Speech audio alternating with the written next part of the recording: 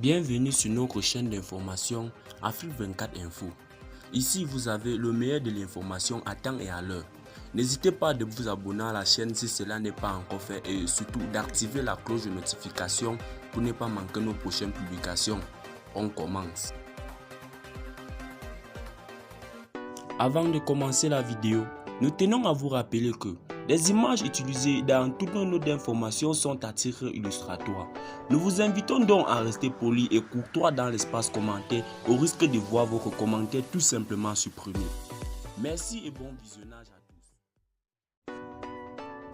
Face à la multiple revers subie devant la montée en puissance des forces armées maliennes, les groupes armés terroristes évitent désormais le combat et se confondent dans la population, renseigne l'armée.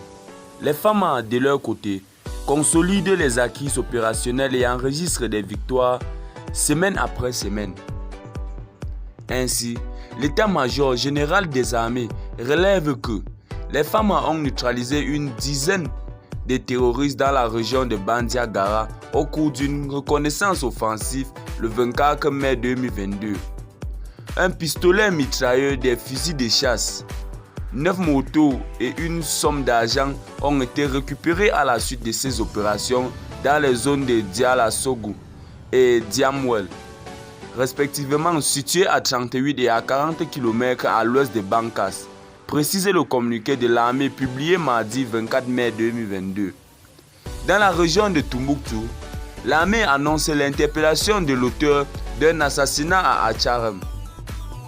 Il s'agit d'Ahmed Arzidou et son complice Inakaba Armoussa, précise le document. Entre 19 et 21 mai 2022, des reconnaissances offensives ont permis d'appréhender une dizaine de terroristes dont Abdoulaye Bari, Mohamed Alousseni Idouane Indara, ainsi que les récupérations de 18 motos. Dans la région de Koutiala, l'armée informe que les priorités opérationnelles ont porté sur l'intensification de la recherche des ressortissants italiens enlevés le 19 mai 2022 dans la zone de Sinzina. Dans l'exécution de leur mission, les femmes viennent en aide aux populations. À cet effet, l'équipe de la santé femme de l'emprise de Tessi dans la région de Gao a réalisé des consultations gratuites sur 532 personnes, dont 401 enfants et 131 adultes. Cette importante emprise a accueilli le 23 mai le commandant du titre S en visite d'autorité. L'état-major général des armées invite les populations à se démarquer des terroristes pour minimiser les risques de dommages collatéraux.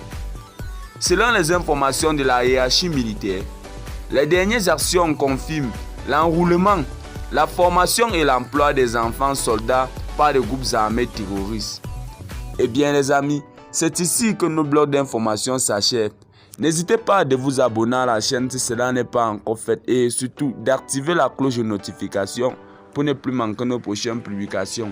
Restez connectés sur Afrique 24 Info.